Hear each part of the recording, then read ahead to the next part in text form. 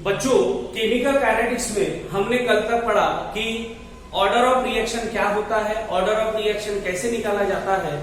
जैसे कि हमने कल देखा कि rate is equal to k into a का power x, rate is equal to k into a का पावर एक्स और बी का पावर वाई, बराबर है।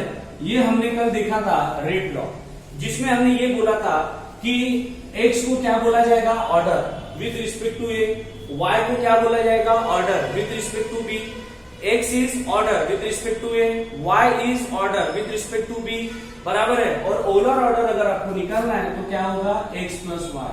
तो बच्चों x with respect to a, y with respect to b, और overall अगर आप निकालेंगे तो क्या होगा, x प्लस वाई। क्या होगा बेटा, x प्लस वाई। तो ये अपन कल तक पढ़ चुके थे। आज इसके ऊपर अपन कुछ सम्स लेंगे जिससे आपको पूरा समझ जाएगा, बराबर है। So let's take an first example on the order of reaction. For the reaction, बराबर है, for the reaction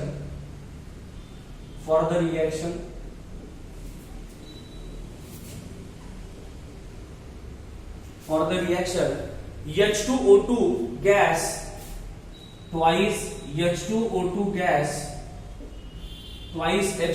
gas, it gives twice H2O liquid plus O2 gas, twice H2O liquid plus O2 gas, twice H2O liquid plus O2 gas, बराबर है। तो बच्चों, इस example में आपको क्या पता होना चाहिए, इस एग्जांपल में आपको ये पता होना चाहिए कि the rate law can be written as, बच्चों मैं एग्जांपल रिपीट करता हूं, रिएक्शन रिपीट करता हूं। twice H2O2 gas it gives twice H2O liquid plus O2 gas, बराबर है। रेट लॉ आप हर रिएक्शन के लिए लिख सकते हो, मैंने आपको पढ़ा चुका हूं, प्रीवियस वीडियोस में आप देख सकते हो।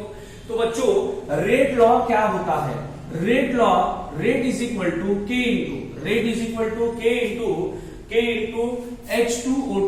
इंटू H2O2, बस ये आपको दिया है रेट लॉ। अब आप बोलेंगे कि सर H2O2 ही क्यों आया, बेटा रेट लॉ में कभी भी क्या आता है, सिर्फ रिएक्टेंट प्रोडक्ट नहीं आता, बराबर है। अब आप बोलेंगे कि सर इसके सामने तो 2 लिखा है, फिर इसका पावर तो 2 नहीं है, इसका पावर क्या है, 1 है, कुछ नहीं माने 1 है।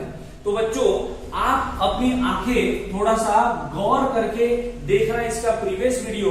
मैंने बोला था कि रेट लॉ कभी भी एक्सपेरिमेंट से लिखा जाता है, इसका जो भी पावर आता है ये हमारे बस में नहीं होता, वो एक्सपेरिमेंट से निकलता है। तो रिएक्शन में भले ही 2 होगा, लेकिन यहाँ पे वही पावर आएगा जो एक्सपेरिमेंट हमें बताएगा। तो जरूरी नहीं है कि ये सेम है, आ भी सकता है, नहीं भी आ सकता है, बराबर है। तो बच्चों, अभी हम इस रेट लॉ को फोकस करेंगे और इस रेट लॉ के ऊपर से हम क्या निकालेंगे, ऑर्डर। तो बच्चों, मेरा पहला स्टेटमेंट ये रहेगा,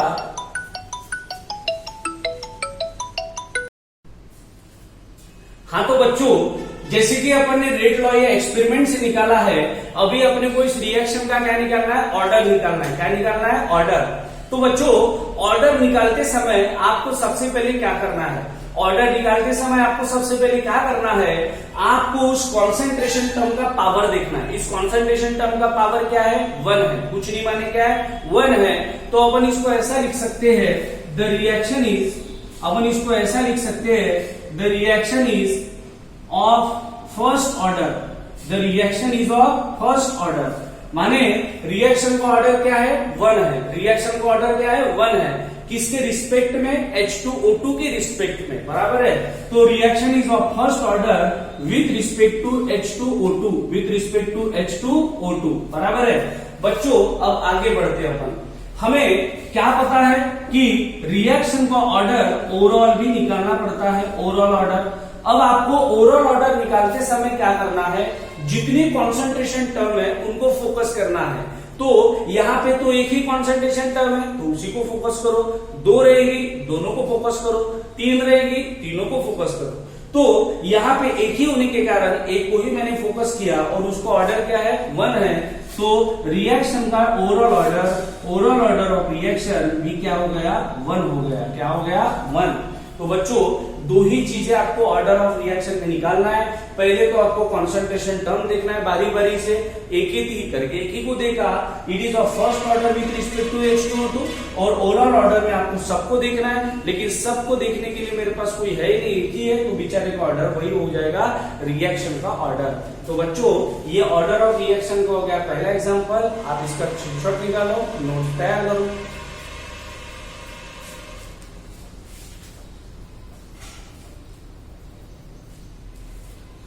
हाँ, तो बच्चों अभी ऑर्डर ऑफ रिएक्शन का सेकंड एग्जांपल अभी अपन लेंगे। So let's see the second example.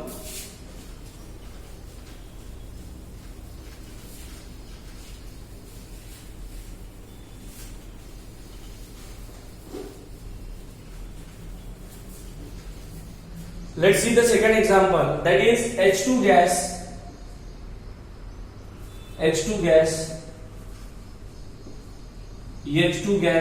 plus I2 gas, H2 gas plus I2 gas, it gives twice HI gas,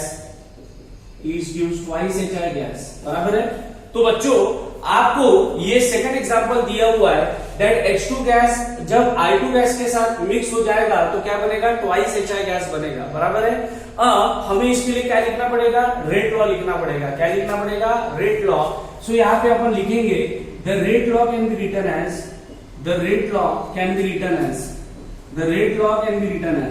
ये रेट लॉ बच्चों कहां से आया है, देखो मैंने आपको सवाल पूछा तो इसका जवाब आपके मुंह से निकलना चाहिए कि सर ये रेट लॉ आया है एक्सपेरिमेंट से, जो कि अपन लिखने वाले हैं। कुछ ऐसा है, rate is equal to K into concentration of H2 concentration of I2, बराबर है। सो बच्चों रेट इज इक्वल टू क्या हो गया, K into concentration of H2 और कॉन्सेंट्रेशन ऑफ I2। आप बोलेंगे कि सर ये रेट लॉ ऐसे क्यों आया, बच्चों ये एक्सपेरिमेंट ने बताया। अब ये रिएक्शन में H2 भी आया है, ये देखो दो रिएक्टेंट इस रिएक्शन में हम देख पा रहे हैं। पहला क्या है, H2 जो कि रेट लॉ में आया है, दूसरा क्या है, I2 जो भी रेट लॉ में आया है।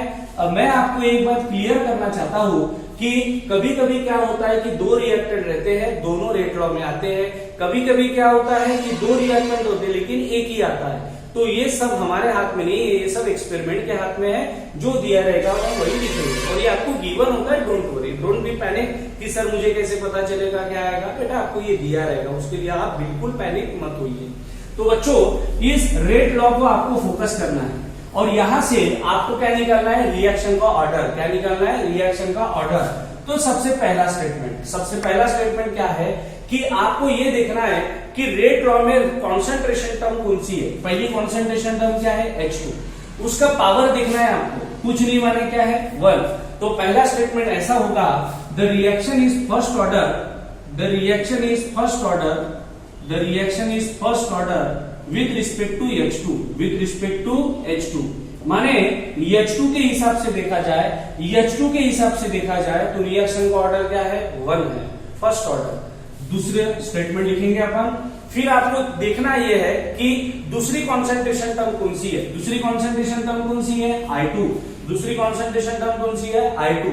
आपको इसका पावर देखना है, इसका पावर भी क्या है, 1। तो दूसरा स्टेटमेंट ऐसा होगा that the reaction is first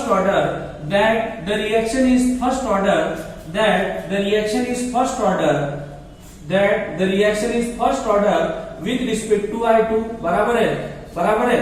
The reaction is first order with respect to I2, reaction का ऑर्डर 1 है with respect to H2, रिएक्शन का ऑर्डर 1 है with respect to I2। लेकिन बच्चों रिएक्शन का H2 के रिस्पेक्ट में 1 है, I2 के रिस्पेक्ट में 1 है, लेकिन रिएक्शन का अपना भी तो एक ऑर्डर है, that is called as overall order of reaction. तो आपको क्या करना है, ओवरऑल ऑर्डर ऑफ रिएक्शन भी निकालना है। Overall order of reaction will be equal to आपको जब ओवरऑल ऑर्डर निकालना होता है तो आपको ये दोनों टर्म्स के पावर को ऐड करना होता है। रिपीट माय सेंटेंस, जब आपको ओवरऑल ऑर्डर निकालना होता है तो पहली कॉन्सेंट्रेशन टर्म का ऑर्डर दैट इज 1, दूसरी कॉन्सेंट्रेशन टर्म का ऑर्डर दैट इज 1, दोनों का क्या करना होता है, सम करना होता है। तो ये हो गया 1, ये हो गया 1 और 1 + 1 क्या हो जाएगा 2। तो रिएक्शन का ओवरऑल ऑर्डर हो गया 2। रिएक्शन का ओवरऑल ऑर्डर क्या हो गया 2।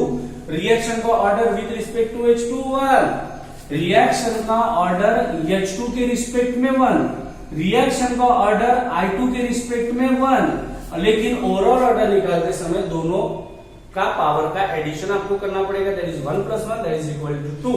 तो बच्चों ये था आपका second example order of reaction के लिए, बराबर है। तो बच्चों प्लीज इसका स्क्रीनशॉट निकाल के नोट्स बना लीजिए।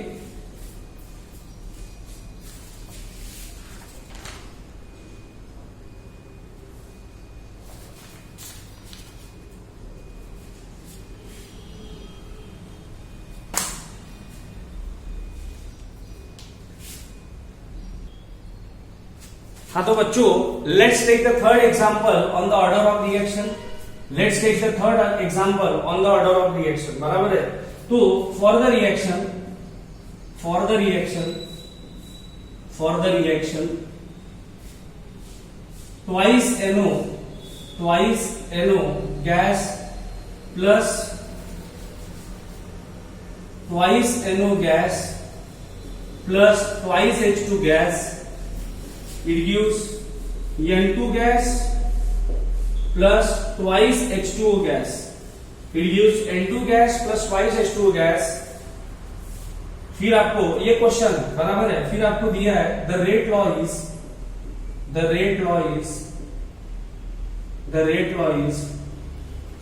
rate is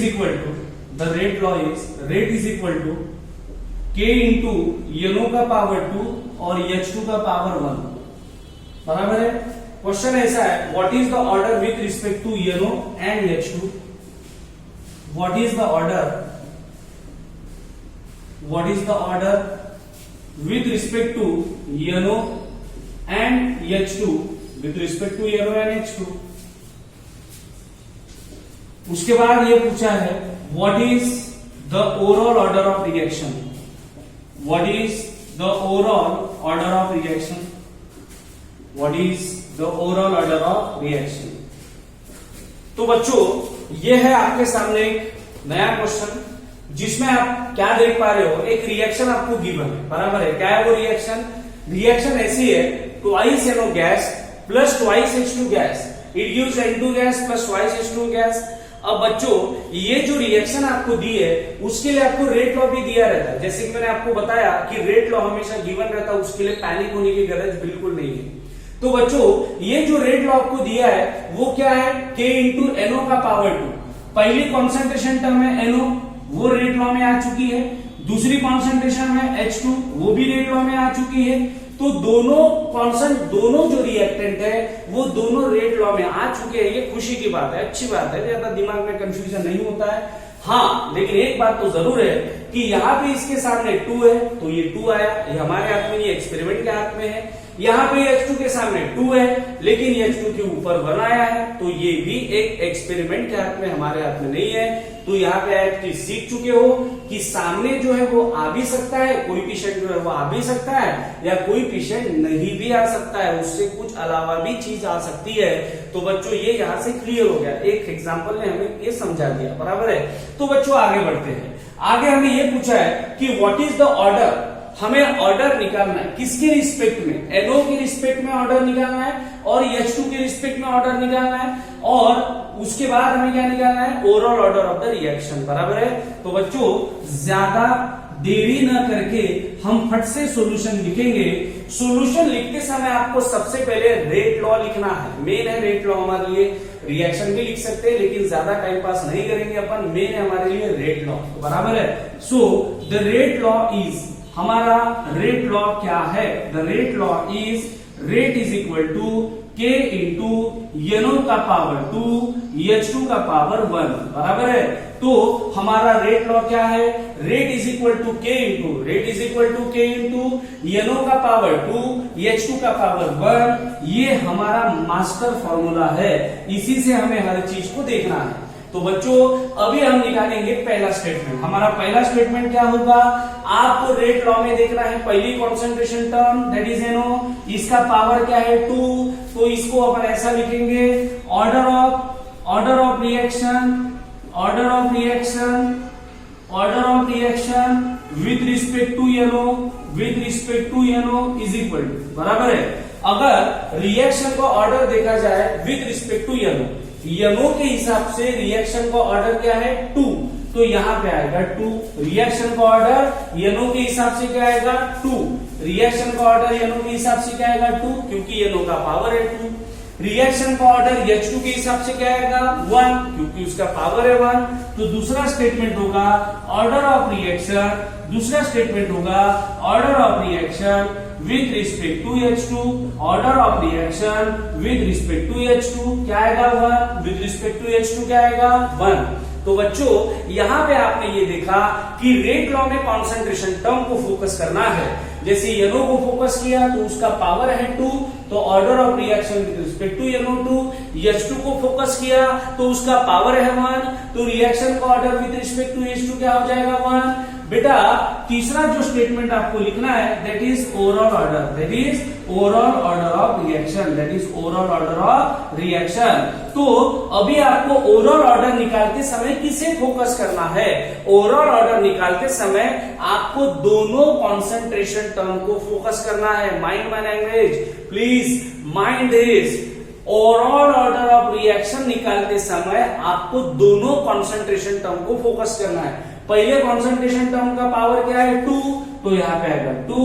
दूसरे कॉन्सेंट्रेशन टर्म का पावर क्या है 1, तो यहाँ पे आएगा 1, और 2 + 1 क्या हो जाएगा 3, 2 + 1 क्या हो जाएगा 3। तो बच्चों ओवरऑल ऑर्डर निकालते समय आपको दोनों के पावर का एडिशन करना है। तो पहले का पावर है 2, दूसरे का पावर है 1, तो 2 + 1 क्या हो गया 3। तो बच्चों तीनों चीजें मेरे ख्याल से समझ के भी जितना ही हमें निकालना था। तो रिएक्शन का ऑर्डर है 2 विथ रिस्पेक्ट टू NO, रिएक्शन का ऑर्डर है 1 विथ रिस्पेक्ट टू H2, रिएक्शन का टोटल ऑर्डर है 2 + 1 that is equal to 3। And in this way ये हमारे थे ऑर्डर ऑफ रिएक्शन के कुछ सिंपल एग्जांपल। कल हम कुछ एडवांस एग्जांपल्स लेंगे जिसमें हमें उल्टा दिया रहेगा। उल्टा माने क्या, हमें रिएक्शन के ऑर्डर दिए रहेंगे और आपको रेट लॉ लिखना पड़ेगा। लेकिन उसके लिए पहले आप इतना अच्छे से स्टडी कर लो। यहाँ पे मैं स्टॉप करता हूँ, आप इसका स्क्रीनशॉट निकाल लो और इसके नोट्स बना लो, बराबर है। तब तक के लिए धन्यवाद। भूषण सर केमिस्ट्री क्लास को आप प्लीज सब्सक्राइब कीजिए, तभी मेरे जो न्यू वीडियोस अपलोड होंगे अभी आगे भी उसका आपको नोटिफिकेशन मिलता रहे, बराबर है। इसके नोट्स आपको स्क्रीनशॉट निकाल के ही लिखना है। Thank you.